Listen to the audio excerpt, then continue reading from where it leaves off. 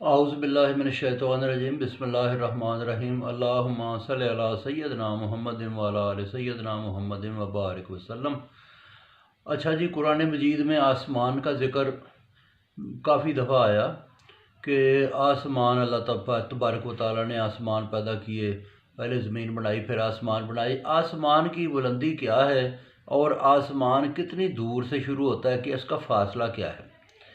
قرآن مجید کے اندر اللہ تبارک و تعالیٰ فرماتے ہیں کہ وَأَنزَلْنَا مِنَ السَّمَاءِ مَاءً، کہ میں نے آسمان سے پانی اتارا، اور آسمان سے پانی اترتا مین کہ بارش برستی ہے۔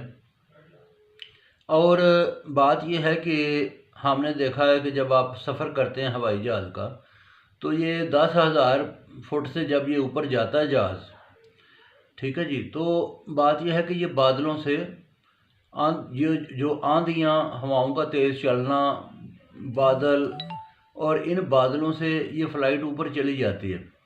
اس کا مطلب ہے کہ آپ ان بادلوں سے بھی اوپر چلے جاتے ہیں اور وہ پانی برسنے، بارش کے برسنے کے سسٹم سے اوپر آپ سفر کرتے ہیں۔ اس کا مطلب ہے کہ زمین سے اوپر جتنی بھی فضا، یہ کھلی ہوا فضا یہ شروع ہوتی ہے، جس کو ہم کہتے ہیں پہلے کرۂ ارض، ایٹماسفیئر، ٹھیک ہے جی، پھر آگے جو ہے نا کافی اوپر جا کے تو پھر کہتے ہیں جدھر کشش ثقل، گریویٹیشنل پل جدھر ختم ہوتی ہے تو ادھر سے خلا آگے شروع ہوتی ہے، سپیس۔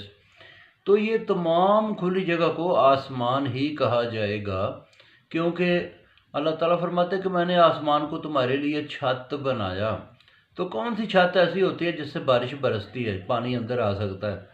اس کا مطلب ہے آسمان کا یہ مطلب نہیں ہے کہ کوئی ایسے سالڈ چیز یا ایسی چیز جس کے بیچ میں سے کوئی چیز نہ گزر سکے، ایسی بات نہیں ہے۔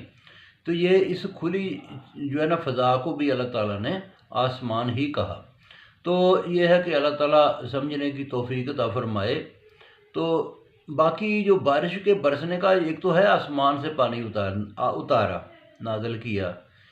دوسرا سورہ نور میں بھی آتا ہے، یہ ذکر آتا ہے کہ ہم زمین سے آبی بخارات اٹھاتے ہیں اور وہ آبی بخارات اوپر جا کے بادل بنتے ہیں۔ یہ سورہ نور کا ترجمہ اگر پڑھے نا تو اس میں لکھا ہوا ہے۔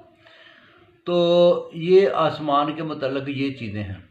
تو باقی یہ ہے کہ کچھ لوگ جو عرض کرتے ہیں نا کہ جب نبی پاک صلی اللہ علیہ وآلہ وسلم معراج پہ گئے تو انہوں نے کہا کہ دروازہ کھولو، جبریل نے، انہوں نے دروازہ کھولا، تو وہ آگے جو ہے نا وہ چیز جو ہے نا اس سے مراد آگے بلیک ہولز ہیں، یا اس سے مراد جو ہے نا وہ اللہ تبارک و تعالیٰ کو بہتر پتہ ہے کہ وہ اگر وہ سالڈ چیز ہے تو وہ کدھر ہے اور کتنی دور ہے۔ لیکن جو قرآن مجید کے بیان کے حساب سے آسمان بنتا ہے نا، وہ اسی طرح ہی بنتا ہے کہ یہ کرۂ ارض جتنا بھی ہے اور خلا، سپیس، سب کو اللہ تعالیٰ آسمان ہی کہتا ہے۔